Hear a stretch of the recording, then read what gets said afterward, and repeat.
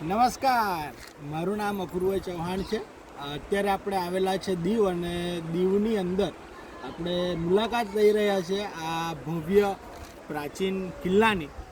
આ કિલ્લો 1536માં બનાવવામાં આવ્યો હતો પોર્ટુગીઝો દ્વારા. અને પોર્ટુગીઝો અહીંયા આગળ દીવ, દમણ, દાદરાનગર હવેલી અને ગોવા જેવા એમના જે સ્થાનો હતા ત્યાં આગળ પોતાનો વેપાર છે, વેપાર બહુ સારી રીતે કરતા હતા.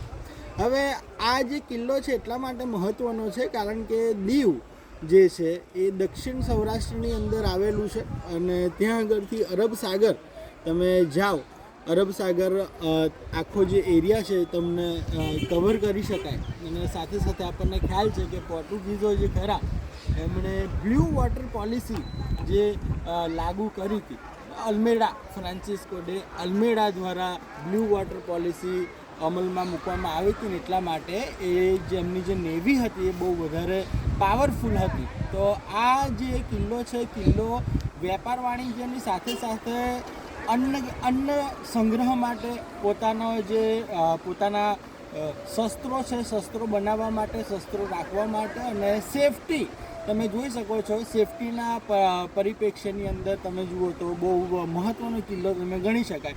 3 બાજુથી તમે જોઈ શકો છો તો 3 બાજુથી આ સમુદ્રથી ઘેરાયેલો છે. અને આ જે કિલ્લો ખરો એ કિલ્લો બનાવવાની અનુમતિ જે ગુજરાતની સ્વતંત્ર સલ્તનતના શાસક બહાદુર શાહ ત્રીજા હતા, એમણે પોર્ટુગીઝોને આપી હતી. એની પાછળની વાત એવી છે કે જ્યારે મુઘલ કાળના જે બાદશાહ હુમાયુ છે, એ મુઘલ કાળના બાદશાહ હુમાયુ એમના સમયગાળા દરમિયાન રાજસ્થાનની અંદર રાણી કર્માવતી વાળી વાત તમને ખ્યાલ હશે કે ભાઈ ગુજરાતના જે રાજા હતા. હવે આપણે જતાં વાત કરીએ. જે હુમાયુના સમયની વાત છે, રાણી કર્માવતી રાજસ્થાનની અંદર એક રાજવંશ, એમની પર આ બહાદુર શાહ જે ખરા એમણે હુમલો કર્યો હતો. અને વાત પ્રમાણે કે એ રાણી કર્માવતીએ હુમાયુને પત્ર લખ્યો હતો કે તમે મારા મિત્ર અને સાથે એક રાખડી મોકલી હતી.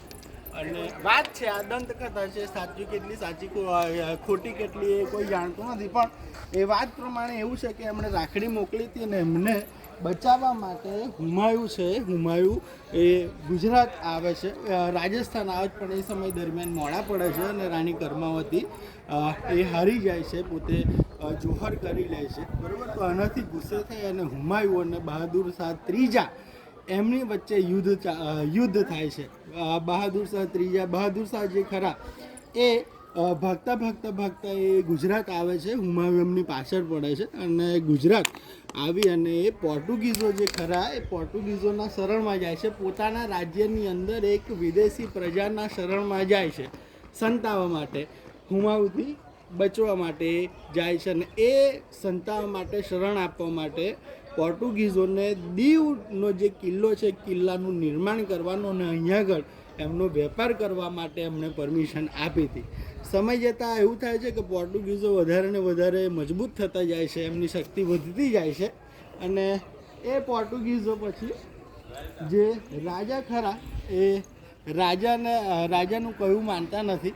અને પછી એ બંને વચ્ચે જ્યારે યુદ્ધના અણસાર થઈ જાય છે, ત્યારે પોર્ટુગીઝોને ખ્યાલ આવે છે કે ભાઈ યુદ્ધ કરવાથી કશું થશે નહીં. ત્યારે નીનો ડ કુન્હા, એમના જે ગવર્નર હતા, પોર્ટુગીઝ ગવર્નર નીનો ડ કુન્હા, એમણે બહાદુર શાહને અહીંયા આગળ બોલાવ્યા. શાની માટે? તો કે ભાઈ સંધિ કરવા માટે બોલાવ્યા, અને દીવ બોલાવી અને આજ જે તમે હમણાં દરિયો જોયો એ દરિયાની અંદર વાટાઘાટ કરવા માટે એ લોકોને લઈ આવ્યા અને ત્યાં આગળ એમનું ખૂન કરી દીધું.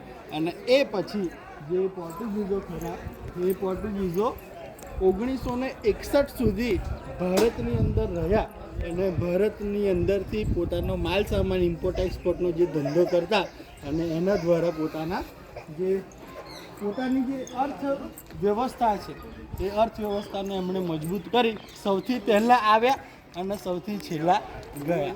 બરાબર છે. તો આ ઇતિહાસ હતો, સામાન્ય વાત હતી. અત્યારે આપણે દીવની અંદર ફરી રહ્યા છે, તો દીવ અને દીવની સાથે સંકળાયેલી વાત. ધન્યવાદ.